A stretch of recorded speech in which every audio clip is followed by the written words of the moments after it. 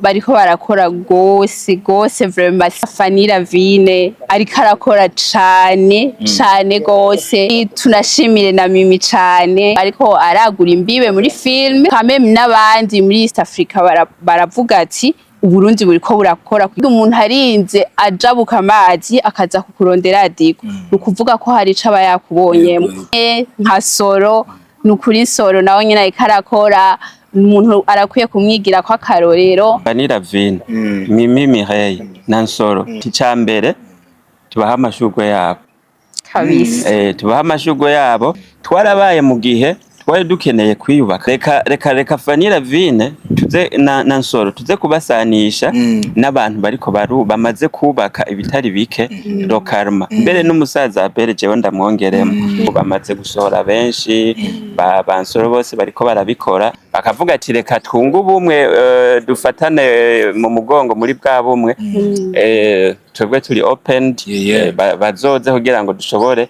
kwagura vision dukomeze gukora cyane iki gisata kirakeneye abazogishikana kure kandi ni twebwe bo kubikora.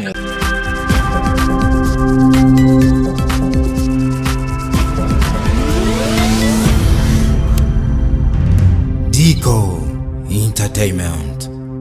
Ladies and gentlemen, hope you are doing well guys. Twe turashima Uhoraho niwe aba yarabikoze akadushoboza nuno munsi kugira tugere hantu tumeze neza mumaze kubimenyera. Je ndi kuri Olonce de Sanwa Dr. Vlove aka Digo aka the ambassador. Make sure ko subscribinze kugira uzohore webere wa mbere kubera ko nabwiye ko ino sama umuntu tutazobana azohomba cyane. Ndabashimire ku rukundo mama muri ko muratwereka ndanamushimira uno musore yitwa Bob Vanchi aba hari kugira aduhereze amasanamu tutobona handi hantu na hamwe. Ndamushimira uno mwigeme n'umurundi kazi mwiza forward haba uburyo aboneka ku mutima sindahamenya neza ariko mukorera ikiganiro muraza kuhamenya. Ndamushimire uno musore bazananye yitwa Odas Classic araza kumbabara nubwo ndamwise umusore ku ntoke mbona yambaye impeta bana Classic ndagusubije mu busore n'ingene wahavuye hakurambiye mwana wa mama. Ndagusubije Diko meze neza by the way fresh kabisa. Okay, that's great. Ndabona ko wanze kugira ico bivuze ko utararamutsa abantu ndakuze ko ibintu byawe byose biba bitonze nkikaye baramutse reka nkuko mara ndabikora ko si rya mbere tubanye ngaha kuri Digo Entertainment. Abantu banje aribo bantu bawe ndabakunda ndabubaha. That's why I can't make a mistake. Sinoshobora gukora ikosa ryo gushobora kuba yagira. Last time twanahereye ku mukobwa umunsi turahera ku muhungu. Ivyo bigize nibiki? Tuze turahindura no twareditse. Akare ni turi no mu Bwongereza dukunda ivy'iwacu. So ku mazina basanzwe canke nsanzwe menyekana kuri Odas Classic. Ndi umukinyi wa filme kuva muri Gold Africa TV. Nka keka yuko kumbure ibyo byoshobora kuba bihagije muri uno mwanya kugira ngo byumvikane yuko nibikorwa nkora vya filme ari byo binyicaritse ngaha muri uyu mwanya. Gihe tuzoba turi mu zindi cadre umuntu azoshobora kubigarukako. Hanyuma rero musaza urazi yuko nama systeme hako usubira inyuma iyo wavuye hari ikimenyesha makuru citwa ngo ntera nje imbere. Oya wotera uje imbere kwera ako kantu k'umusore nibaza yuko nyene mabuja aramerera nabi kazima muri kumwe hano rero mabuja so muri kumwe mabuja byaca bivana kumbure n'icyo ufatiyeko. Rega byose birashoboka none gawe rero mbabarire ngira ko hano hantu nsigaye nitwa umubonda hamaze igihe kinini nibo ngo bagira yego ubu kano kanyu utangiye kurenga ibigo birangiye uteye inda hanze no mu nzu utarayitera tugira none icambere utangiriye hanze yego dufate wewe urumenyesha makuru none ivyo hanze urabibona n'ivy'indani urabibona basa ko kantu iyo wafuma ugakuramo ngo n'indani utarayitera ivyo vye rega twakire Chanel niko yitwa ariko hindi zina sindagibuka atwitondera twanaherukana ari nkumi nawe nyene hari Imana yawe yarabikoze bigakomeza kugenda neza. Mwigeme turakwakiriye murakoze cyane hama nanje nitwaye dukunda Aime Chanel nkaba ndamukije abakunzi badiko entertainment abakunzi banje muri rusange n'abakunzi ba Gold Africa TV ego ntiwarobakumbuye ko bo bari bagukumbuye nenda bakumbuye cane bimwe bidasanzwe kandi ndazi nabo bari bankumbuye waranavyibushe disi sama igire yijane intoke zawe n'ingene mbona zobegwa atakano kakuma nawe bamadiseko hako ntimubona karasike mukaraba mukabona nta gashari kerandugira wega nta kajarutse oya vraiment ntivyihuta vyihuta ntikiracamo izo ntoke zawe nubona ko zobegwa n'impeta oya mu misi nzobabwira habura iki kabura nta na batanu bakwandikira ngo urabe ko wohitamwo umwe je ko mbona ari umukobwa ameze neza kweri wo kwifuzwa diko reka ndakubwire burya iki kintu kiragoye ikintu c'urugo ni ikintu co kwitondera ukanagisengera rero tuvuge ko Imana itaramenyesha ukurico yego uri mu gikoni wikorera nako uri ku musozi ubisengera cyane gose umva Imana yaduze imisozi warateye intambwe ya mbere kubera ko imbere yuko dusenga burya Imana yaranatubwira ati tera intambwe ya mbere zisigenda ziguterera iyo niyo nkuraba nko muri bandi batanu yako ndavuga ukarabamwe mubwira ati ego intambwe ya mbere warayiteye oya ico ntaco no kivuga ko birenze ariko nyene muri byose nugusenga ndacaye ko ndabisengera kandi mu gusenga ntusenga ngo ni kubera waronse ahubwo guhera mu ntago ngo bisengera hama Imana ikwishuye nyene ikagenda neza kuko nuwo muntu abazanywe n'Imana donc urumva abari ibintu nyene bica biba vy'amavuta nk'ubu je none ko ndi mwene so ndagufashije uwo mutwaro kubusengera noba ngize nabi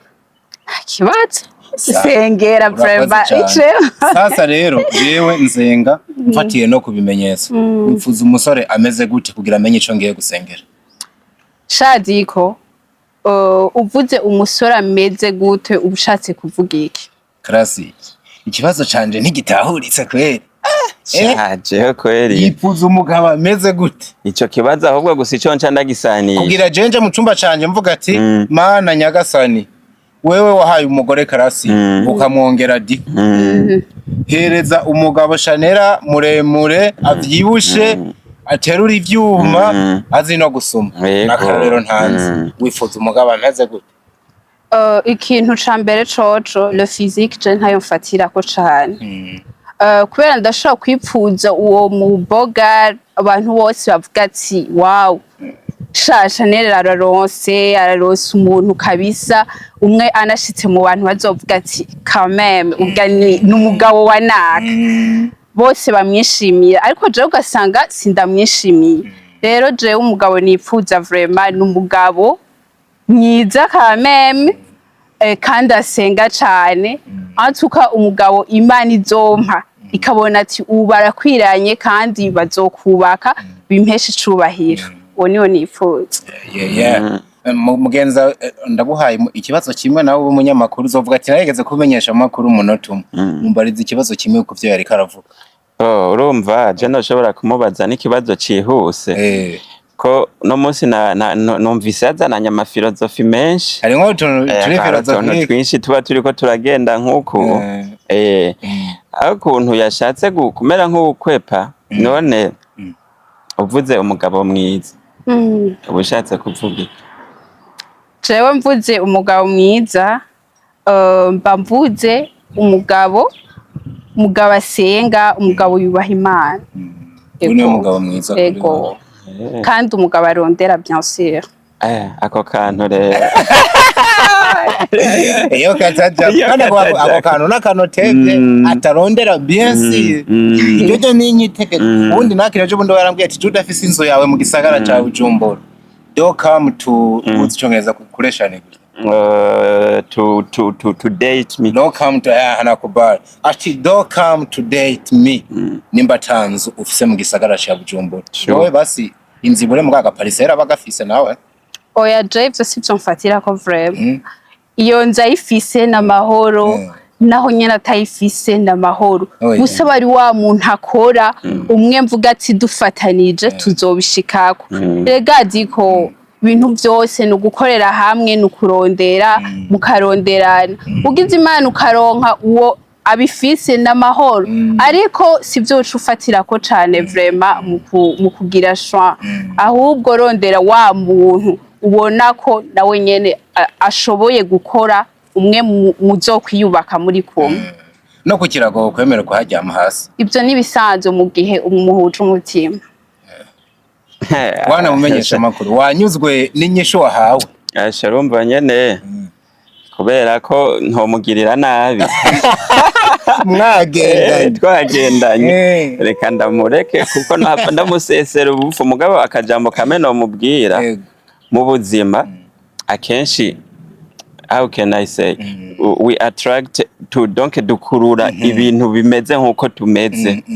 rero ibyo byose bari kuravuga genda ubanze wiyubake muri ubwo buryo and then ibyo bizoba biri izi yuko Imana imukurungikira uwuzoza ari muri character canke yuzuza nk'ibyo bari kuravuga amen alayikita kanavuze ndagakunze ahubwo nshine nakagura cyane nk'ubu nawe uri kurakorera iki wikorerako kugira Imana iguhe uwo mugabo we wifuza sure jewe ndagerageza muri ibyo byose navuze kuri uwo nkeneye yego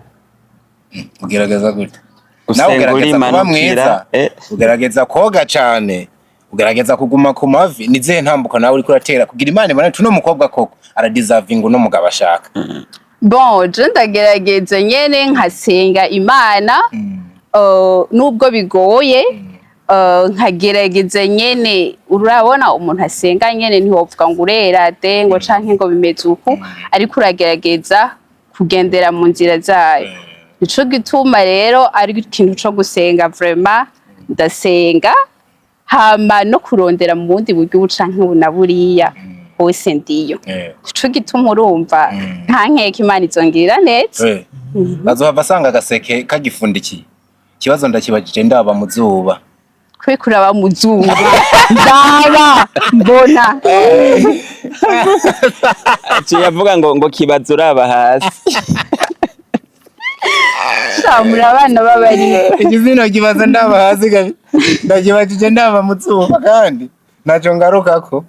inyisho yabonetse oya byihute ngenda kwishura ntacu no comment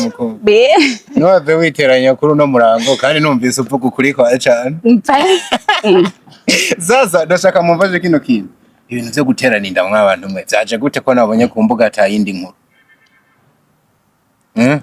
nabadije mwese canke ikishure uyitera canke uyitera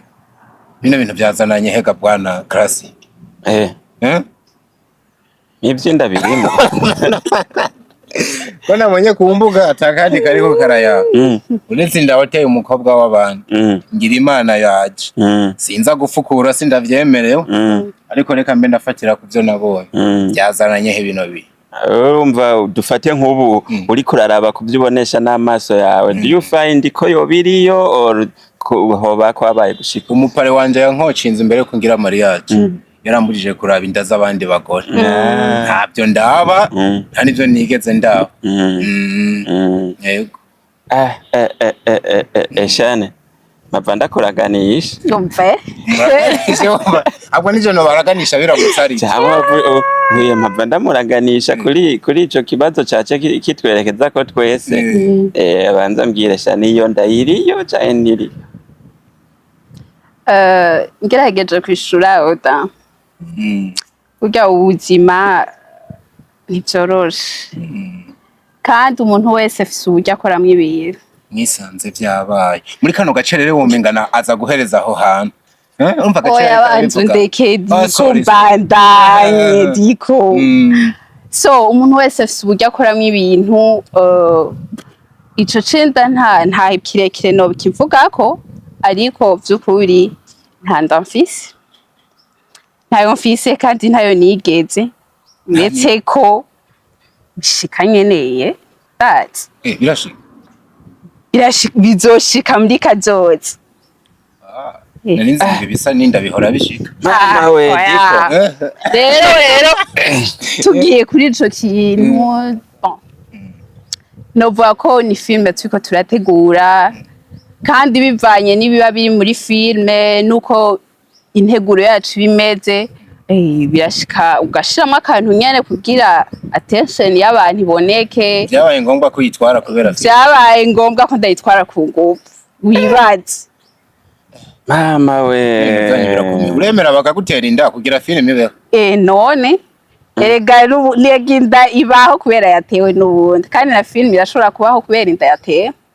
Come on. Umuntu nkuko wabivuze yatiginjiranye filozofi no birabandanije kweri. Diko rero jewe namaze kubivuga yuko abakunzi ba Diko Entertainment dusanganywe, nibaza yuko uko biri kose n'abantu twubaha, umuntu niyo hava aza kuba fakinga kuko social media ziratandukanye, hari ibica kuri YouTube, hari ibica ku ma Facebook, ama status and so on. Rero jewe uno munsi kubona twicaranye na Chanel, erezuma yuko yaciye aza kubivuga neza, yaza kugarukiriza kuri kajya kantu ngo inda ngo ntayiriyo, agaca kagarukiriza ngaho tuku ivyo bintu vyari gushobora kumutera. Twarabonye no ku mbuga ziwe hari utuntu dusa n'utwo tuntu, ivyo vyari kumuteranya n'abakunzi bacu. Rero novuga ko abikoze neza, nimba abitwaye muri cadre y'akazi, cyo ni ikintu ciza. Akaba ari naco jewe cansaba abakunzi ba Diko Entertainment canke abakunzi ba entertainment muri rusangi ko boshira muri mindset zabo. For example, jewe nk'ubu ndafise platforms zanje nkoresha, ndafise konti ya Facebook, nizere yuko ivyo abantu bazi kubitandukanya. Kuri Facebook konti yanje isanzwe nitwa Audace Classic, hanyuma kuri page yanje ya Facebook nitwa Audace Classic Official. The same to this lady. N'uyu mwigeme nawe nyene arafise imbuga, ariko candanagira ko ndakamuhanura nk'umukorege, ako kantu azogahindure, kuko ibi bintu biraza kumuteranya niyaraba nabi n'abakunzi biwe bo mu buzima busanzwe. Akaye kazomuteranya, no kuvuga ngo akako kwemanga ngo yatwaye inda, yarabikoze kandi aza kubikorera kuri konte yiwe ya Facebook, aho bisigura ko yari karabesha abantu. Rero bisigura yuko ntiyabizanye muri cadre y'akazi, yabizanye muri cadre y'ubuzima busanzwe. Jane, urayigwaye ku rugero rw'uko wibeshera ko ifise atari ufise? Erega Diko, jewe ndiko ndakora ibintu by'iwanje. Ibintu birakomeye. Je ndiko ndakora ibintu by'iwanje. Ufise kwemera uburyo ndabikora hamwe canke ukabyara. Nukuvuga ngo nimba nahisemo gukoresha konte yiwanje, nuko nabona umusaruro bishobora kuzara gusombya page. Ego rero nico gituma nabikoze uko,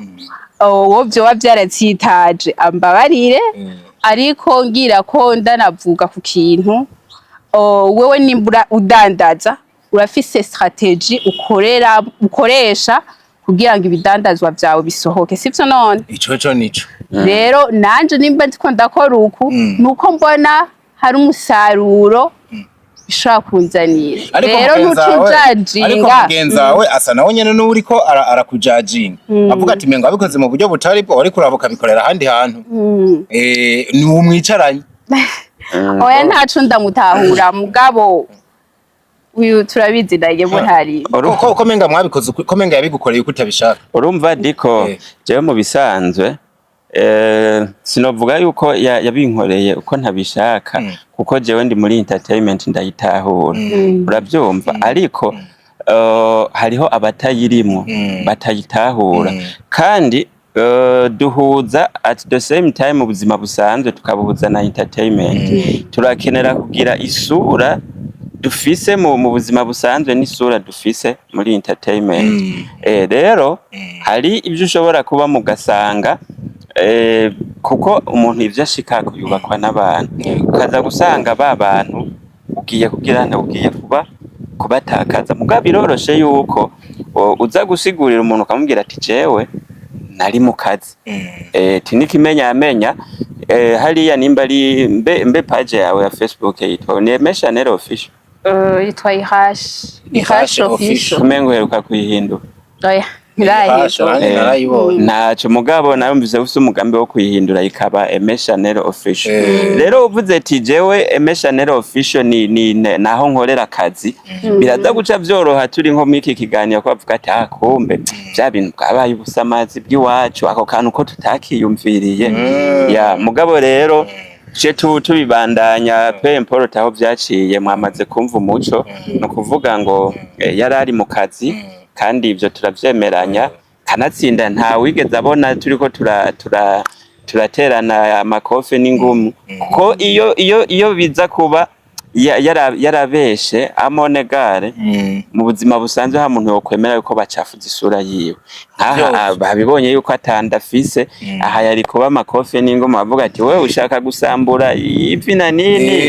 ega teri cyo nibaje ati none classic ko nzafise urugo gwiwe n'iki bino bintu byaje hanze gute nkavuga ati n'umwana hari gari karitakambira kugera ikibondo kikaba ntuzohava ucigarama kubera ufise wifitiye n'uwundi mugani baze ko umuco baba wumvise iyo bija sasa birumvikana neza yuko twabamenye nk'abakinyi ba film ni igikorwa mugiye kuzana bihuriye ibintu byo gutwara inda ni story iri ndani bazosangayo muce mugira ko munatubwira filme imeze gute izosohoka ryari ibyo bibazo byose ni vyiza ariko hariho ibimeze nk'ibigoye ukuntu mu ntunganyo ya filime kisanzwe yubatse umuntu ntiyohava aza kuvuga ngo filime imeze gute urumva nta n'umuntu yoba akigiye kuyiraba yoba yamaze kuyibona yose ariko in shows essure hari filime igiye kuza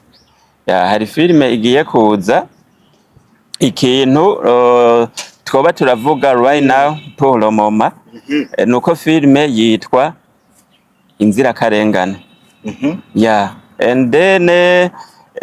mu vyagerageje guca mu mbuga hari ukuntu uyu mwigeme baza yuko ataraba umudamu ni yaba atabinyegeje uyu mwigeme yagiye kugaragara nk'umuntu bari karaba inzirakarengane abicisha mu byo yavuga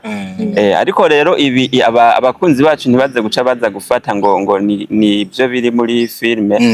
ndazi barakurikirana ibikorwa vya filme bahora babona bansoro bafanira vine n'abandi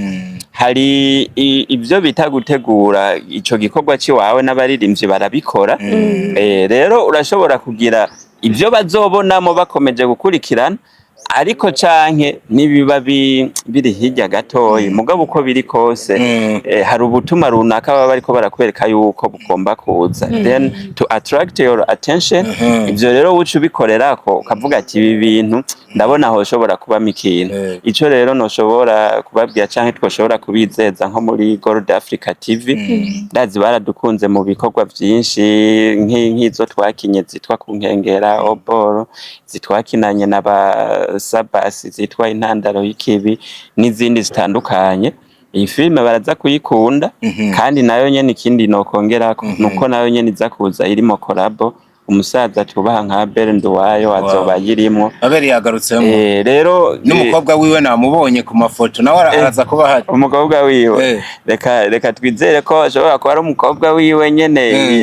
yayikinyemwo canke akaba n'uwundi bivanye na kwa kundi filme iba yubatse nitwara aba filme niho tuzoca tubona mbega wa mukobwa wa Abel yaparesa mu kuberiki wow birumvikana cyane sasa filme zihari zikosoka ni nyinshi nizo mwagiye mukora hano hanze abakinyi bariko barakora ni byinshi kandi umuntu byanka byakunda ntimwe muri ko murakora mwenyene haba hari n'abandi bantu muriko murishira mu kihe kibanza muriko murabibona gute muri no sama uganije n'ibindi bikorwa by'abandi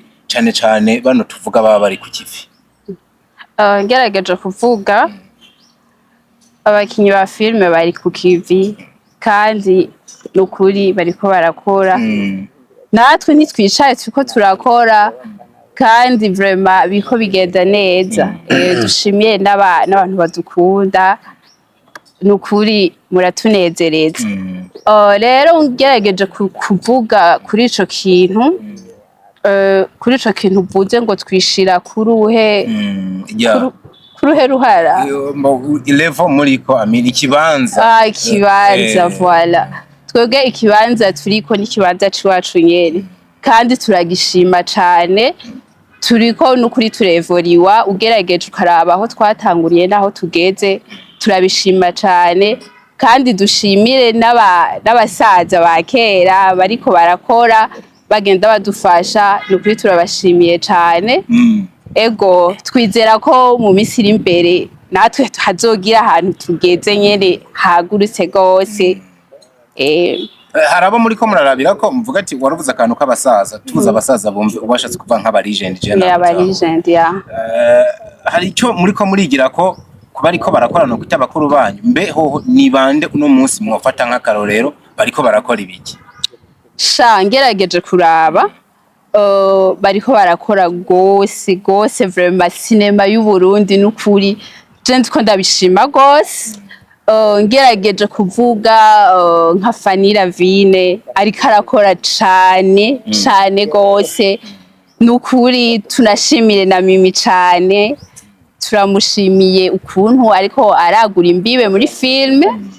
turabona ko asigaye akorera mu Rwanda cane ivyo navyo ni vyiza kandi ni vyiza gose kameme n'abandi muri East Africa baravuga ati Uburundi buriko burakora kwijanye na cinema kuko burya umuntu arinze ajabuka amazi akaza kukurondera adiko ukuvuga ko hari ico aba yakubonyemo rero reka tubishime cane sinovuga benshi bariho cane nka Soro nukuri Soro nawe nyine ariko arakora umuntu arakwiye kumwigira ko akarorero byose nukuri mbona yuko bigenda neza uburorero turawufise antuka Classic uno mwega mavuze ikintu nkunze agarukanamo amazina atatu y'umuntu yitwa Fanny Lavine azanamwo Mimi he agarukanamo na Soro kare wabaye umu journalist hagarara nk'umu analyst gatoya bano bantu batatu ubona bahagaze gute muri cinema y'u Burundi jewe muri uno mwanya ikintu mbona novuga kuri abo bantu batatu novuga ko icambere Fanny Lavine Mimi Mireille na Nsoro nka bagenzanje bakora umwuga wa cinema kandi na bakuru banje ibi bintu nabibasanzemo novuga ati icambere tubaha amashurwe yabo kabisa tubaha amashurwe yabo nkaca nongera nkavuga nti namwebwe nk'abajejwe kumenyekanisha ibikorwa vya entertainment iki kintu muze muraraba hatagira akadetaye na kame kabacika kuko mfatiye kuki twarabaye mu gihe twari dukeneye kwiyubaka muri filme kwiyubaka indani donc localement ariko also no kwagura imbibe ivyo bintu byose rero biriko birakoreka reka Fanny Lavine tuze na Nsoro tuze kubasanisha n'abantu bariko bamaze kubaka ibitari bike localement mbere n'umusaza apere jewe ndamwongeremo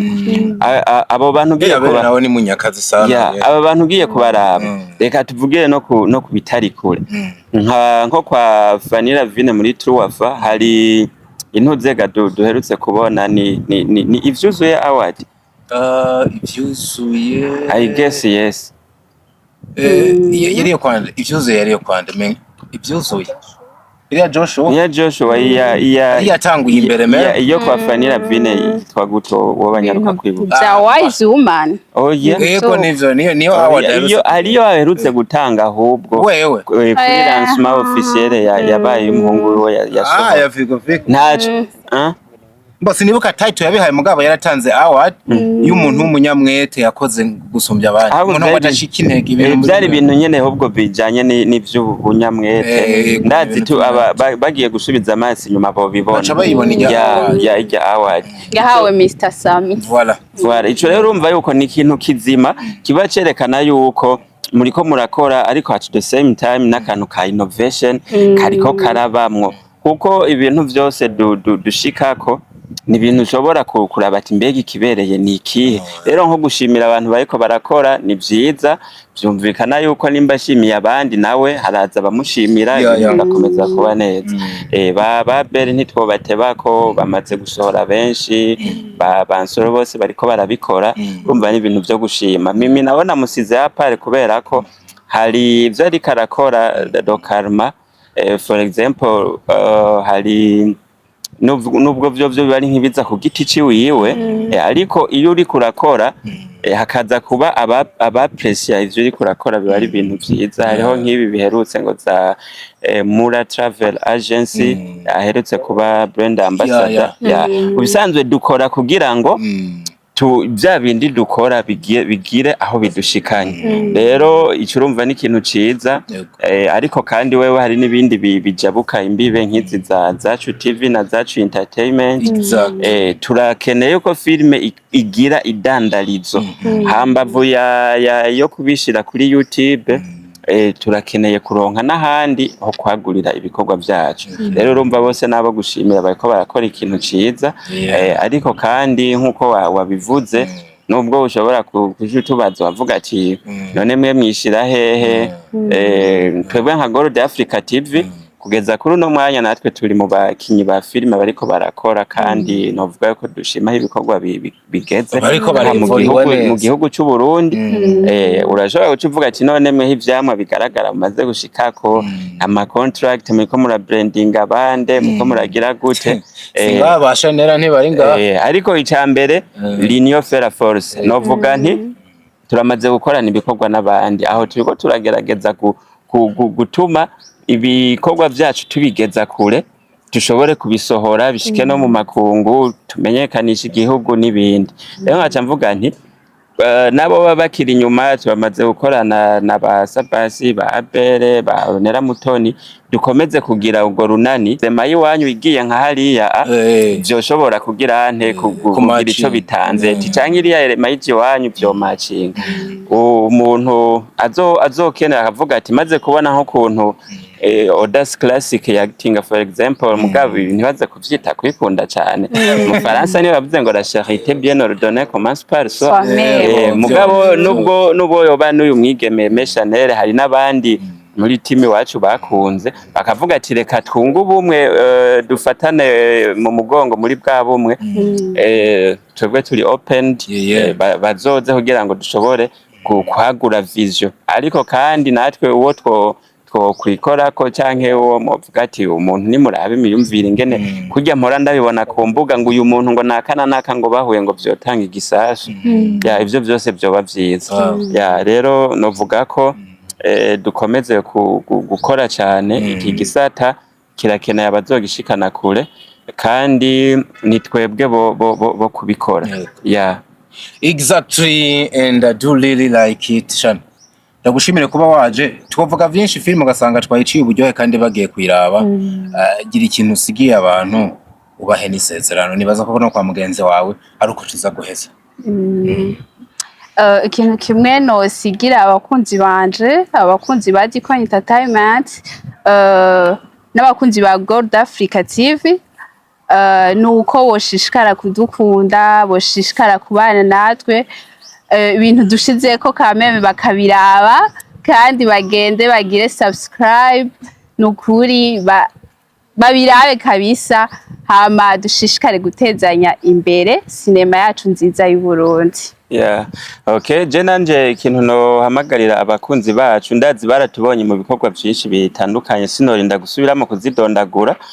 ariko nimba barazikunze, nimba hari nizaciye kumbonesha kure y'igihugu ya RTNB, aza filime umugore w'isezerano, umukenyezi n'izindi. This time mugani wa muririmbyi kiri kungwa hanihe, iyi nayo igiye kudushira handi hantu kuzindi mpwemu. Irashobora gucanka kuri Netflix. Rero novuga ngo abakunzi bacu, you don't need to miss this. Go and do subscribe, mugire sabone kuri Gold Africa TV. Muri entertainment niho bakunda guca bavuga ngo ibintu bizoba ari fire. Iyi muzoyikunda. Integuro yayo ico dukunda kwita trailer mu Gifaransa, mu Congereza plutôt, bayitege aho bukera ku munsi wa gatanu wo muri iyi ndwi nyene. Ni trailer no ku munsi wa gatanu wo muri iyi ndwi, bitege cover kumbure na bya bindi bagiye badatahura bazoca babiboneraho. Hanyuma ibisigaye chaque vendredi bazoca baza baritega ikintu gishasha kuri chaîne ya Gold Africa TV. Mugende rero mugire subscribe kuri Gold Africa TV, mnadufollowing ku mbuga zacu Facebook page yanje ni Audace Classic Official. Ndabakunda cyane, ryari iteka kubana namwe. Hasta la vista.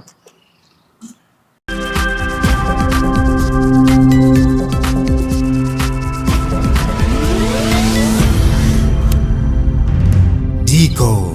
Entertainment.